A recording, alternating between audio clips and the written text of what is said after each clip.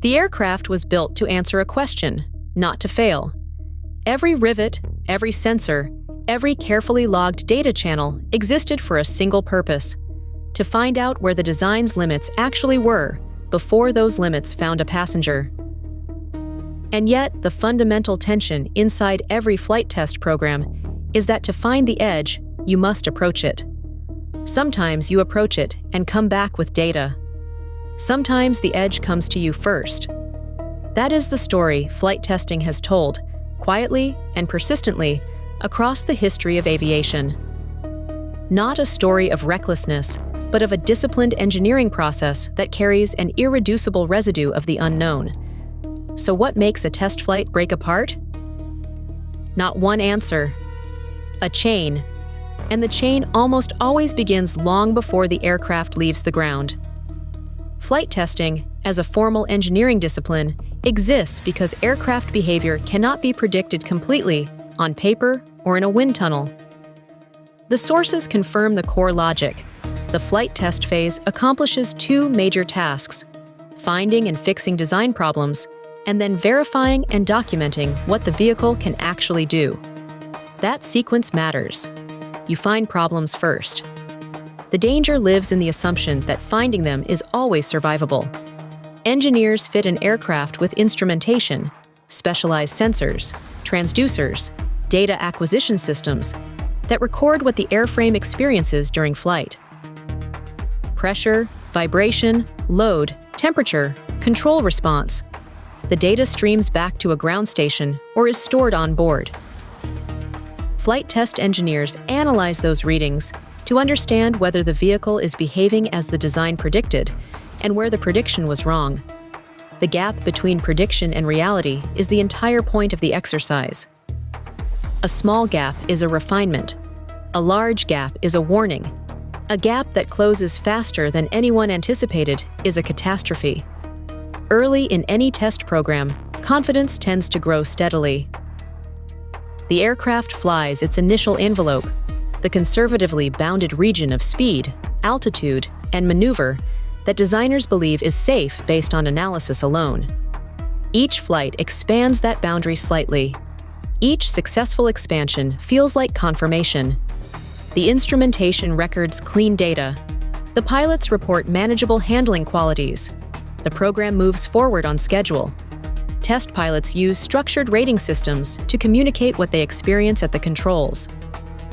The Cooper-Harper Handling Qualities Rating Scale is one such tool, a set of criteria that lets pilots evaluate how an aircraft handles during specific tasks and translate that subjective experience into a number engineers can analyze.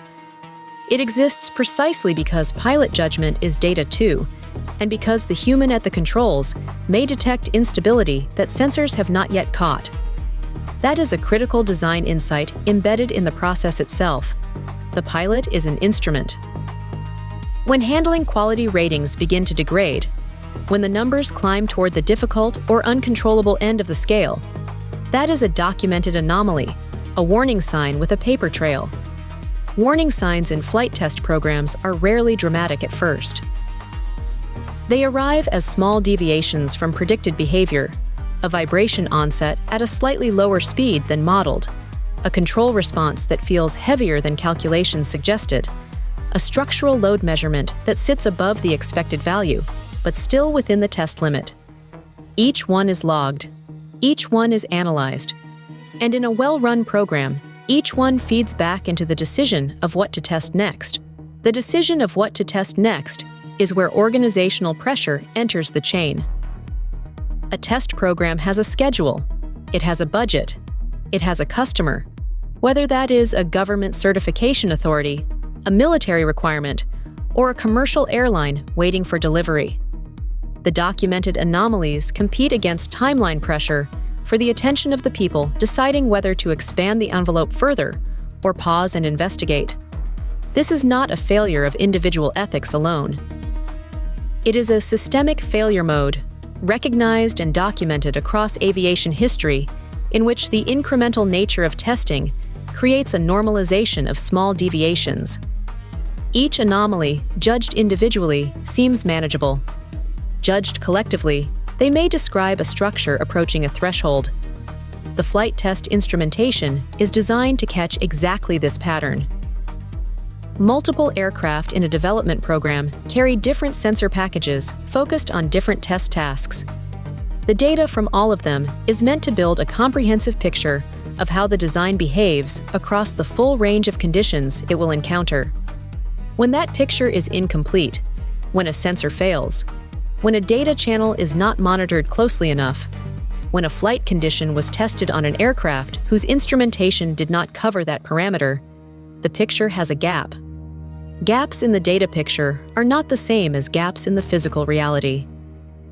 The airframe experiences everything whether the sensors record it or not. When an aircraft breaks apart in flight during a test program, the investigation that follows faces a specific and difficult challenge. The instrumentation that would have explained the failure was on the aircraft. Some of it may be recoverable, some may be destroyed. The flight test engineer's task becomes forensic. Reconstruct the sequence from the data channels that survived, from ground radar tracks, from telemetry that was transmitted before the event, and from the physical evidence of how the structure failed. How something breaks tells engineers what it experienced. Fatigue fractures look different from overload fractures. Flutter, a dynamic instability in which aerodynamic forces and structural flexibility interact in a self-reinforcing oscillation, leaves characteristic signatures in both the wreckage and in any surviving data traces. Aeroelastic divergence, where increasing aerodynamic load causes a surface to twist in a direction that increases load further, produces its own pattern of evidence. These mechanisms are understood, Ciao. They are the known failure modes that test programs are explicitly designed to find and stay away from. The tragedy in many historical test flight losses is not that the mechanisms were unknown. It is that the warning signs preceding them were present and, for reasons that investigations later document carefully, were not acted on in time. The investigation process itself is built on that documented failure chain. Competing explanations are examined against the physical evidence. The technical root cause, the specific mechanism by which the structure failed, is separated from the organizational root cause, which is the sequence of decisions and pressures that placed the aircraft in that condition. Both matter. Fixing only the technical failure without understanding the organizational one means the next program can follow the same path to a different failure. What changes after a catastrophic test flight loss is almost always broader than a single design fix. Instrumentation coverage requirements expand. Envelope expansion criteria become more conservative. The authority of flight test engineers to halt a program based on anomaly data is formally protected. Rating scales and reporting procedures are strengthened so that the pilot as instrument cannot be dismissed when the numbers are inconvenient. These changes are real. The history of flight test safety is, in large part, a history of lessons that were paid for at considerable cost and then embedded into the next generation of procedures so that the cost would not be paid again in the same way. That is not a comfortable conclusion, but it is an honest one. The discipline of flight testing sits at the frontier, where engineering knowledge ends and physical reality continues. The instrumentation is there to close that gap incrementally. The rating scales are there to capture what instruments miss. The investigation boards are there to reconstruct what went wrong when both of those systems prove insufficient. The aircraft that broke apart in the sky did not fail because the engineers were careless or because the process was broken. It failed because every frontier has a cost, and because the gap between what we predict and what actually happens does not announce itself politely before it closes. The question flight test programs keep asking, what will this aircraft do at the edge of its envelope, has no safe way to be asked except by approaching that edge carefully, systematically, with every available instrument running, and every anomaly logged and weighted honestly. When that system works, it produces aircraft that carry millions of passengers safely. When any part of that system is compromised, the data, the analysis, the decision, the schedule pressure, the willingness to pause. The edge can arrive before the program is ready for it. Understanding that mechanism is not a reason to abandon the discipline. It is a reason to keep improving it. The next time you watch a new aircraft take its first flight, the test pilot rating the handling qualities and the engineer reading the data stream are doing exactly that.